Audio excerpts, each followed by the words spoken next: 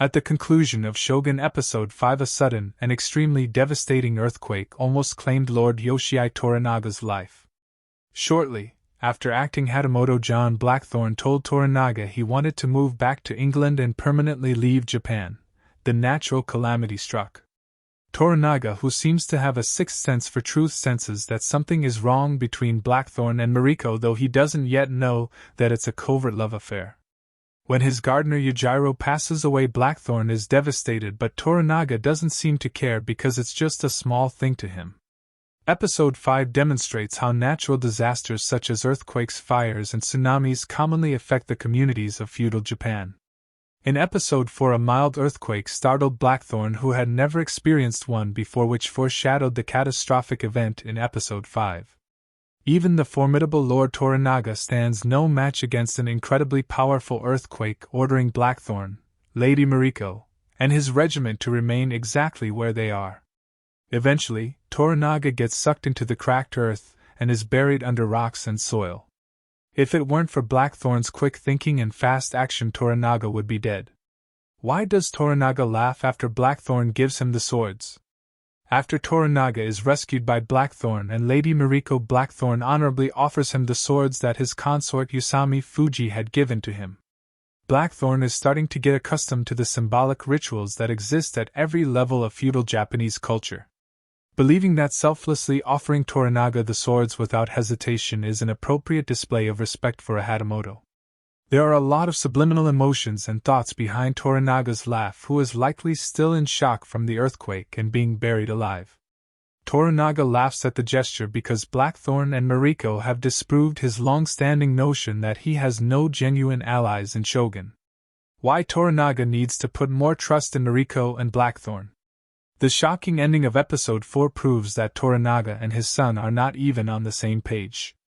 Blackthorne's courageous rescue of Toranaga along with Lady Mariko's equally urgent reaction proves that Toranaga actually has two trusted allies that he should start to utilize more to protect his own interests.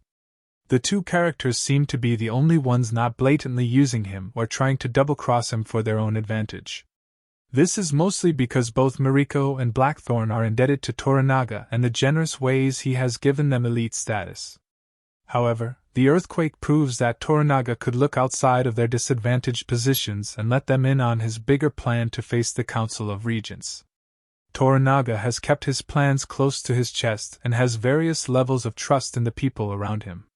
None of these relationships, however, are strong or transparent enough for Toranaga to begin to disclose his master hand.